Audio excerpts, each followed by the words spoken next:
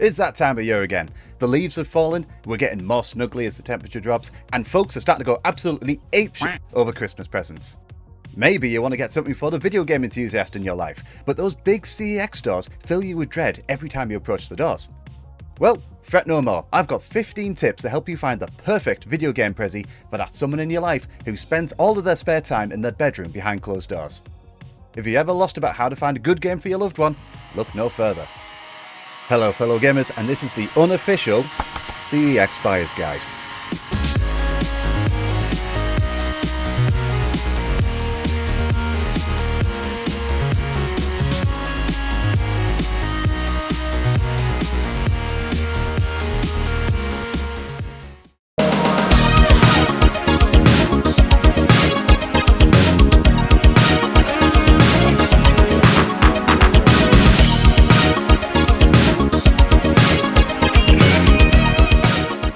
Luckily for you, for my first tip, you don't even need to step out the house, let alone set foot inside a CeX store.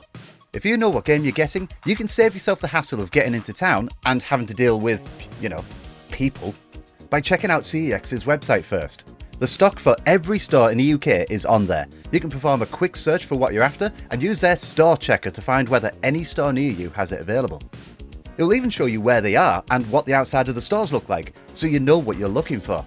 Should save you a lot of hunting around. In fact, I used this when I was on my Northwest CeX tour last year. I knew the Berry store had Fallout New Vegas Game of the Year edition because I checked on the website first before setting off. Although people sometimes complain about CeX's prices, I've found they're usually quite competitive, being a couple of quid cheaper than the going rate.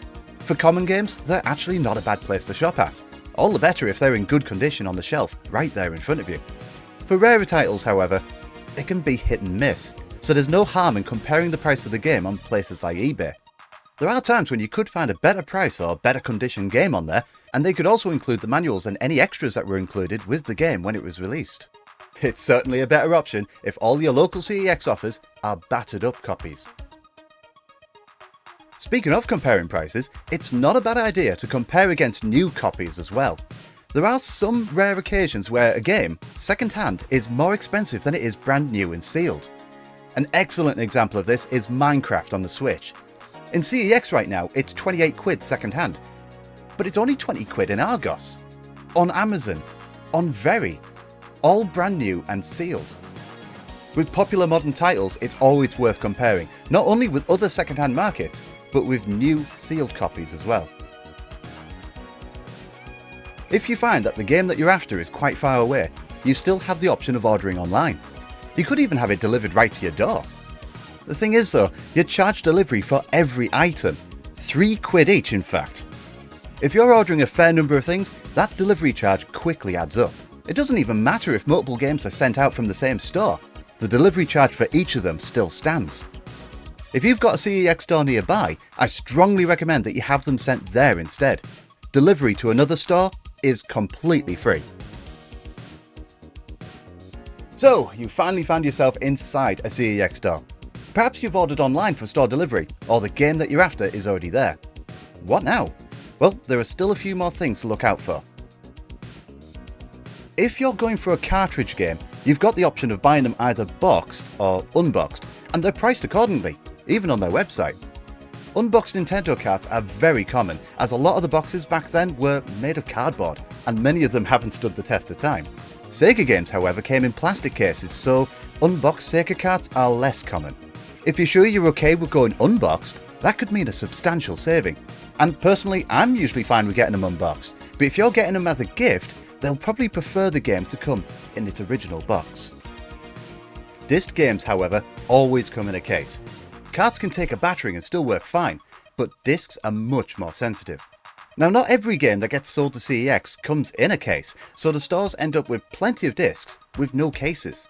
But instead of slipping them in plastic sleeves and selling them as unboxed, they'll fling them into disc cases, sometimes not even the one that matches the platform, print out sleeves they scrape off the internet, and then sell them as boxed games.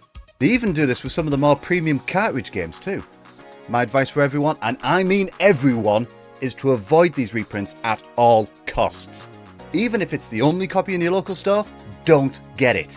You can easily identify these from the cutout in the corner, stating that the cover is reprinted, and alongside the genuine articles on the same shelf, they're even more noticeable. Why avoid them?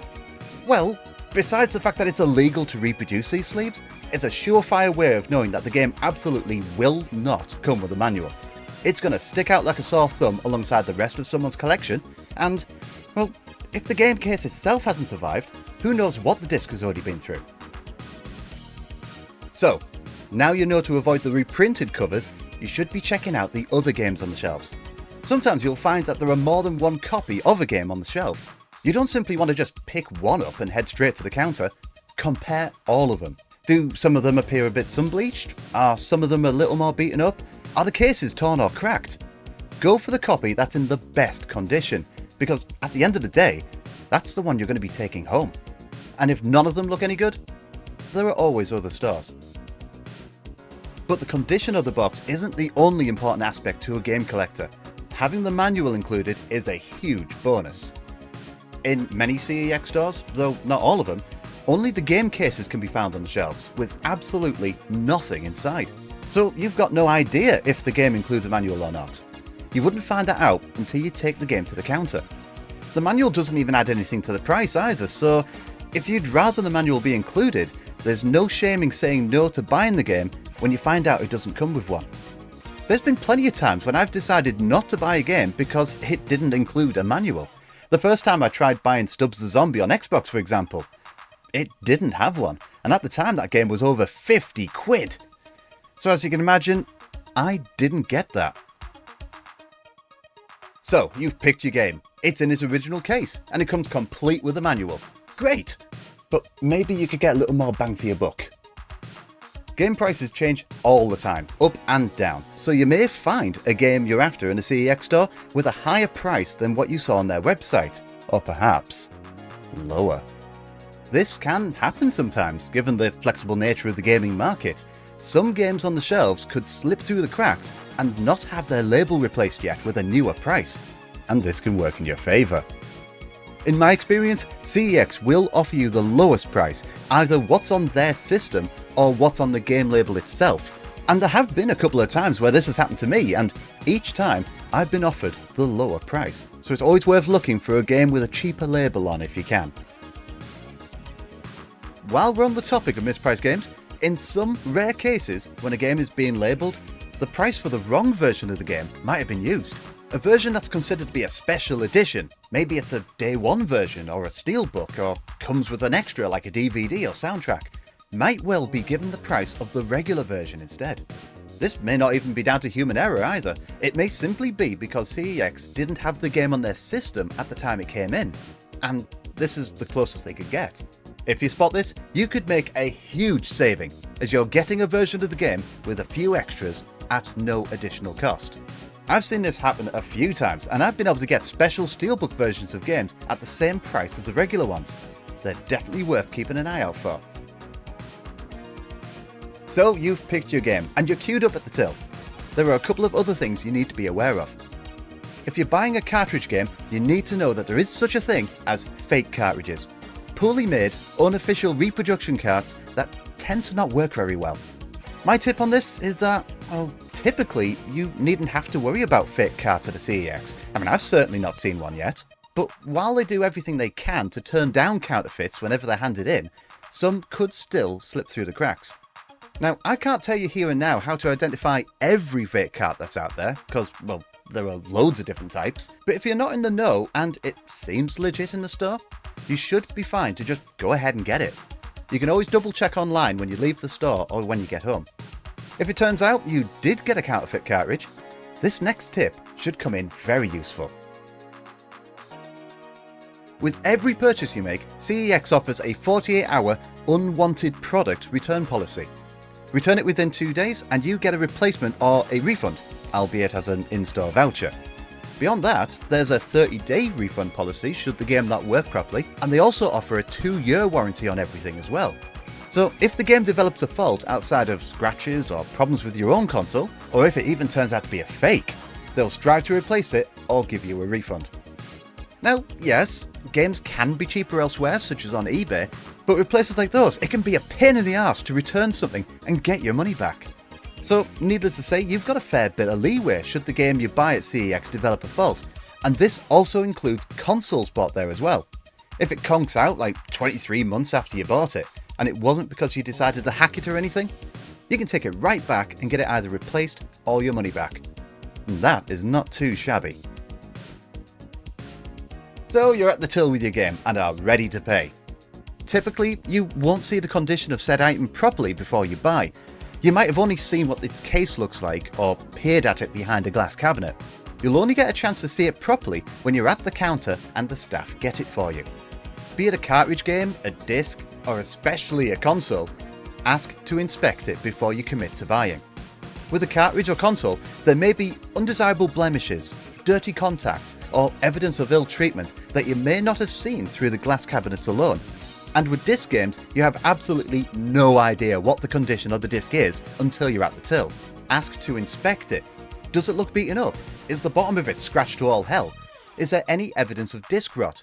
You should check all of this before paying. Now, although there is a fairly reasonable returns policy with CeX, you will save yourself a lot of hassle by checking this up front before parting with your cash. If it turns out the disc you're buying has quite a few scratches on it, you will be in a unique position to take advantage of something that CeX normally charges for. As far as I know, every store has a disc resurfacing machine behind the till that'll help remove or at least reduce the scratches on the surface of discs, be they CDs, DVDs, or even Blu-rays. Normally they'll charge a couple of quid per disc if you brought your own in, but if the disc you're about to buy has one too many deep scratches in it for your liking, CeX can put that disc through their resurfacer at point of sale for no additional cost. From personal experience, these things work wonders, but sometimes staff won't offer to put the disc through. If they don't, and the disc has seen better days, ask them to run it through for you. My last tip mirrors my feelings on video games as a whole. Go physical or go home. When you've bought your goods, you have the choice of either having a digital receipt emailed to you or getting a printed receipt. Always get a printed receipt. Not only is that faster for the staff, but it also means you're guaranteed a proof of purchase right there and then. If you decided to opt for a digital one sent to your email, well, how do you know they typed it right? You wouldn't want to make an expensive purchase only to find that they sent the receipt to auntyjanet@gmail.com instead of .com. You'd have no proof you bought the game there to begin with, and you'd have a hell of a time convincing them otherwise. So there you have it, that is my unofficial CeX buying guide, and I hope you find it useful. Admittedly, this isn't definitive, but I'd like to think it covers all of the most important steps you should take when buying second-hand games as gifts for your nearest and dearest. Many of these could even apply to other stores as well. But what about the rest of you who are more experienced? Have you got more CeX buying tips? Let everyone know down below in the comments before anyone starts venturing out to buy Christmas presents. And hey, while you're down there, a like for the video is always appreciated, and there's always that subscribe button if you want to hear more from me. Thanks again for watching, and I'll catch you all next time.